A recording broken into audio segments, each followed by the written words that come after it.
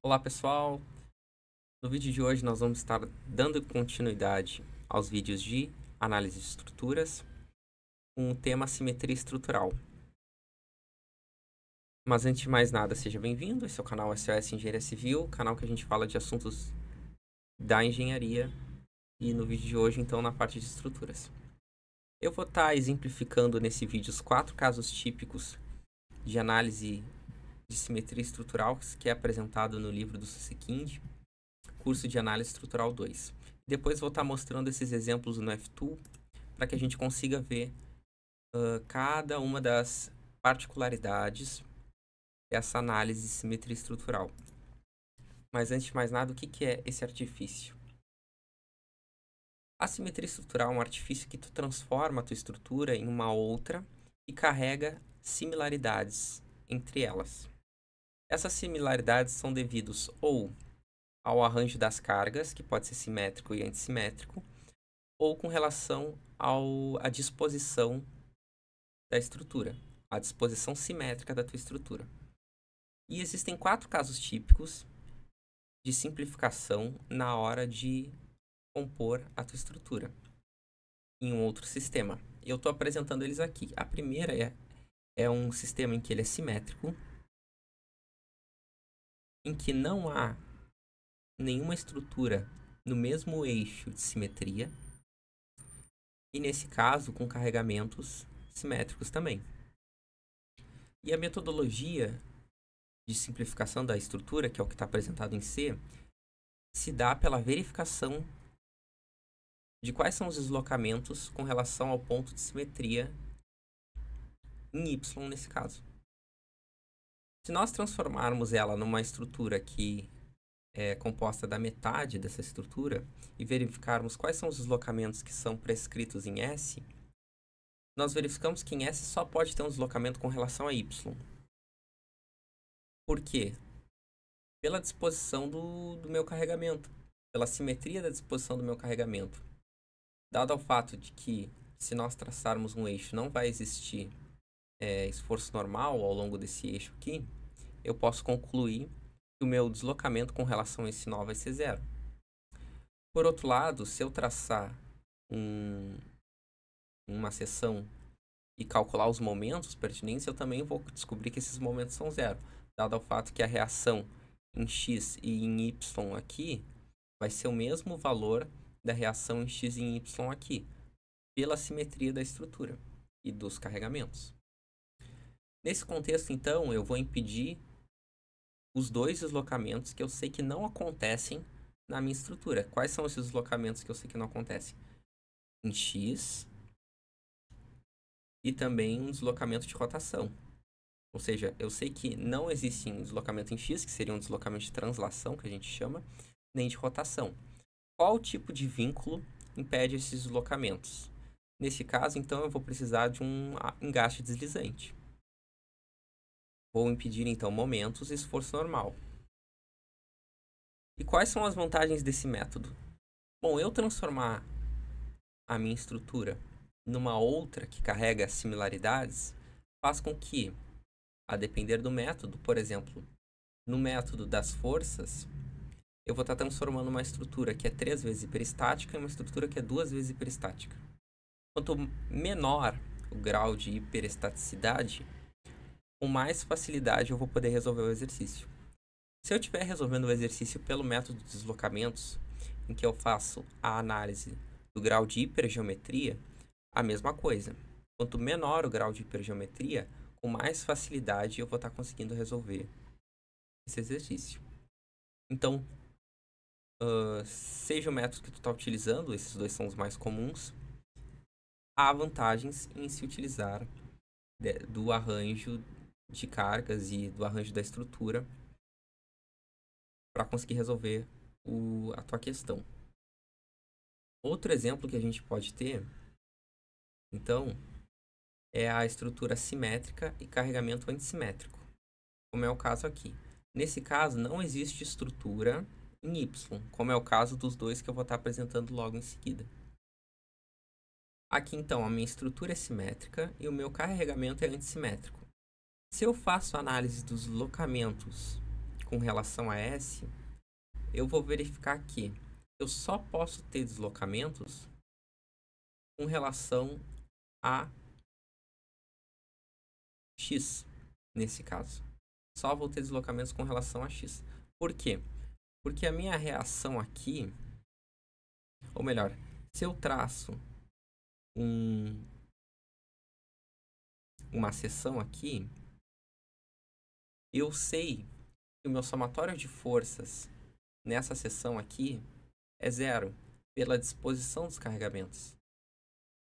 Se eu não tenho esforço cortante, nesse caso, nessa seção, eu concluo que o meu deslocamento vertical aqui, ele é zero. E nesse caso, então, eu vou ter a tendência de deslocamento horizontal e de rotação se somando nessa seção. Qual é o deslocamento, então, que eu tenho que impedir nessa seção de interesse? Eu sei que o meu deslocamento vertical é nulo. A minha restrição que vai impedir esse meu deslocamento é um apoio de primeiro gênero. Então, para esse caso em que eu tenho estrutura simétrica com carregamento antissimétrico, no centro da minha seção eu vou estar transformando em um apoio de primeiro gênero, e nesse caso eu só preciso analisar metade da seção. Esse é o segundo caso. O terceiro caso, agora sim, são seções em que esse eixo de simetria atravessa um elemento estrutural. O primeiro caso que a gente vai apresentar, então, é esse pórtico aqui, com carregamento simétrico e estrutura simétrica também. Nesse caso, em S, eu vou estar com os meus 3 deslocamentos impedidos. Por quê?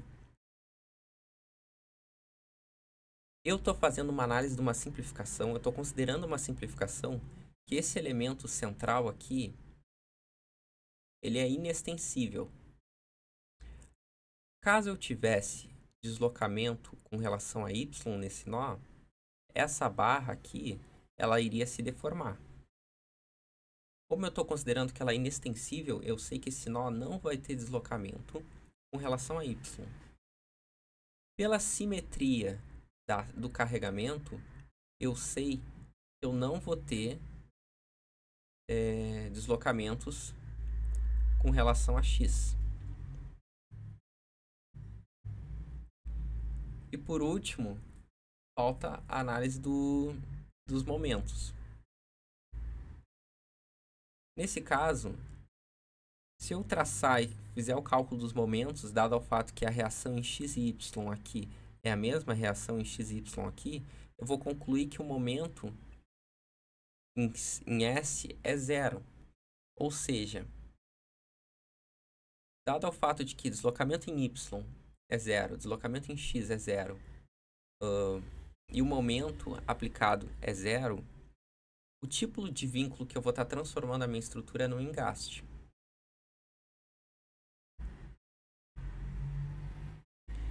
Então, aí essa barra, que é SC aqui, interceptada pelo eixo de simetria, ficará submetida a apenas um esforço normal constante, igual ao dobro da reação vertical em S. Então, quando eu fizer a análise dessa estrutura aqui, eu vou calcular uma reação em Y, que está sendo inserida em S. E, quando eu for transformar essa estrutura, voltar para o meu sistema inicial, eu vou estar utilizando o dobro dessa reação em Y como reação em C. Então, digamos que aqui eu calculei que deu 10 kN. Aqui, eu vou ter 20 kN ao longo da seção SC. Por exemplo, se fosse no eixo, aqui no caso, eixo Y, 10 kN, 20 kN em SC. E eu vou estar demonstrando isso no F-Tool também. E o último caso é uma estrutura que ela é simétrica com carregamento antissimétrico. E nesse caso, então, nesse nó, não dá para simplificar e analisar os deslocamentos, porque nenhum desses deslocamentos são sem pedidos. O que a gente pode analisar é que a geometria, essa barra, a gente pode seccionar a inércia dela com relação a cada uma da metade da minha estrutura. Então, eu posso pegar e trabalhar com esse sistema aqui, em que eu utilizo metade da inércia dessa barra aqui, que é como se tivesse metade da inércia trabalhando com cada seção. E aí eu vou ter o meu diagrama, no final, eu vou ter o meu diagrama de esforço cortante momento fletor como o dobro da barra central. Então, eu vou ter aqui uma reação nessa barra central. E quando eu utilizar eu vou estar calculando as reações desse sistema aqui. Quando eu quiser transformar no meu sistema inicial, eu só tenho que lembrar que eu tenho que dobrar as reações com relação a esforço cortante momento fletor. Porque aqui o esforço normal vai ser 0. Dado ao fato de que se eu traçar aqui uma linha, nesse caso, e fizer a somatória de forças aqui, ao longo dessa seção, eu posso fazer em S, ao longo dessa seção, eu vou verificar que não existe esforço normal sendo aplicado aqui, dado ao somatório dos carregamentos. Então, eu só vou ter esforço cortante momento fletor. E outra análise interessante de se fazer é que quando a gente tem uma estrutura que ela tem simetria com relação somente à parte da estrutura e não do carregamento, a gente consegue transformar em uma sobreposição de sistemas de carregamento de modo a equivaler ao teu sistema inicial. Então, a gente consegue transformar a minha estrutura em uma sobreposição de estruturas com carregamento simétrico e antissimétrico, de modo a compor o meu sistema inicial. E aqui eu trouxe alguns exemplos disso. É uma metodologia utilizada muito, principalmente no método das forças. Mas não somente, pode ser utilizado também em outros métodos. Então, aqui a gente tem, por exemplo, uma disposição de um pórtico que ele tem um carregamento na vertical, e eu posso compor esse carregamento em uma parcela simétrica e outra parcela antissimétrica. A mesma coisa aqui. Então, aqui eu trouxe alguns casos em que a gente consegue, que são apresentados no livro do Susskind, que a gente consegue compor a nossa questão, transformar esses carregamentos em sistemas que, quando a gente faz essa sobreposição, dado ao fato que o nosso material, a gente está considerando que ele é elástico linear, esse somatório, a gente vai ter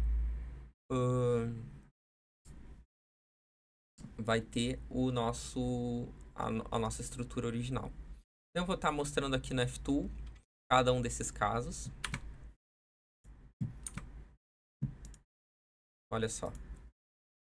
Nesse primeiro caso, a gente vai ter um pórtico com 2 carregamentos pontuais.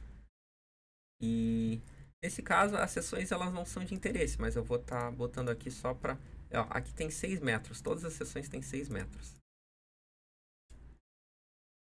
Mas só a título de se tu quiser lançar a estrutura, assim. E aqui as cargas vão ter, eu acho que 2 metros. Não, 1 metro. Então aqui tem 1 metro, aqui tem 4 e aqui tem 1. E aqui acho que tem 3 metros, tá? E olha só esse caso, por exemplo. Esse pórtico aqui vai ter esses carregamentos pontuais. E nesse caso, era o exemplo 1 que eu apresentei. Eu posso fazer um corte no meio, porque a gente tem uma simetria estrutural aqui, uma simetria com relação à geometria. E nesse caso, eu vou estar analisando os deslocamentos e eu verifico que só existem deslocamentos com relação a Y. Então, eu vou estar impedindo os deslocamentos em X e de momentos. Se eu traço os diagramas, claro que eu tenho que manter as propriedades geométricas e dos materiais. Então, por exemplo, quando eu lanço a minha estrutura aqui, eu tenho que manter, eu tenho que botar aqui os materiais, eles são iguais em ambos os casos. E nesse caso eu estou desconsiderando o efeito das deformações axiais, que é aqui, ó. Que aí tem duas situações possíveis. Ou eu desmarco isso aqui, então eu coloco aqui na minha estrutura e desmarco e aplico.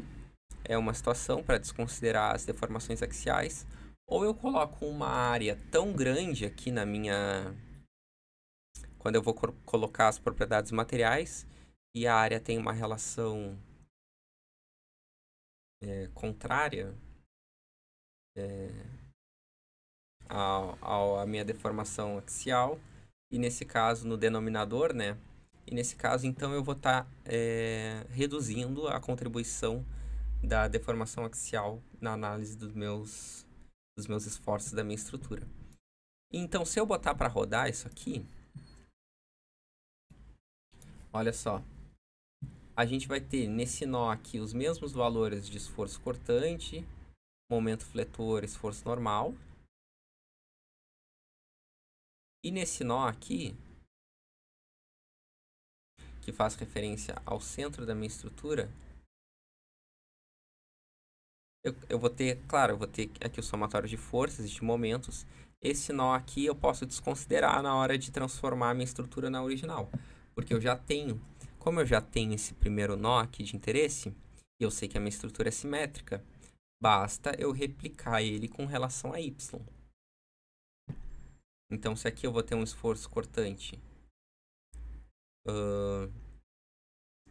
para a direita, no outro nó para a esquerda. Se aqui eu tiver um esforço normal de 10 kN, no outro eu também vou ter de 10 kN. E um momento, se eu tiver horário, no outro eu vou ter anti-horário. Então ela é simétrica. Então esse é o primeiro caso que eu quis apresentar. O segundo caso, a gente tem simetria geométrica e carregamento antissimétrico.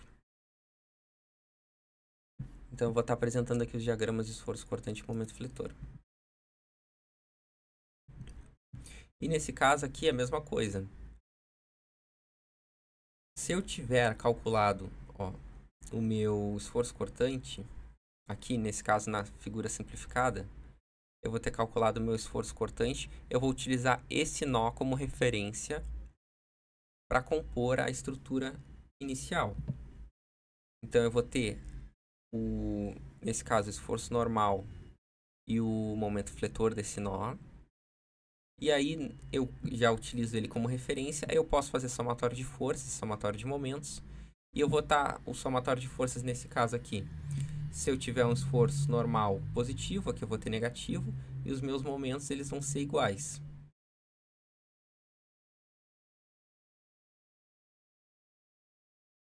Esse é o segundo caso. O terceiro caso é quando a gente já tem um elemento estrutural,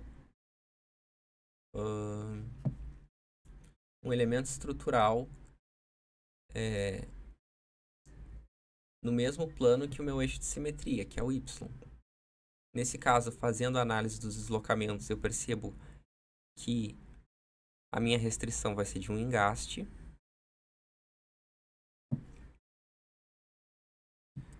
E nesse caso, eu vou estar utilizando esse nó aqui para ser o mesmo valor deste nó aqui. Como essa estrutura ela é simétrica com relação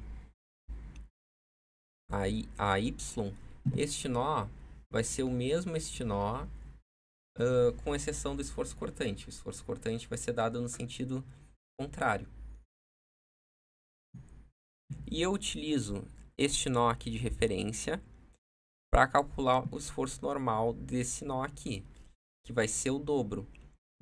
Então aqui, por exemplo, se aqui tem 3,7, aqui tem que ser 7,4. Ó, 7,4. Se dá para aumentar aqui. Aqui é 7,4. Ou seja, Este nó aqui eu uso de referência tanto para este quanto para este. E esse nó aqui eu só pego a parcela referente ao esforço cortante, que vai ser, nesse caso, o dobro para essa seção aqui. Claro que é o esforço cortante referente a essa barra, né? Então, assim, seria o esforço normal dessa seção, né? Então, aqui é os 3,7 e os 7,4. E o último caso, eu vou ter simetria na minha estrutura, carregamento antissimétrico.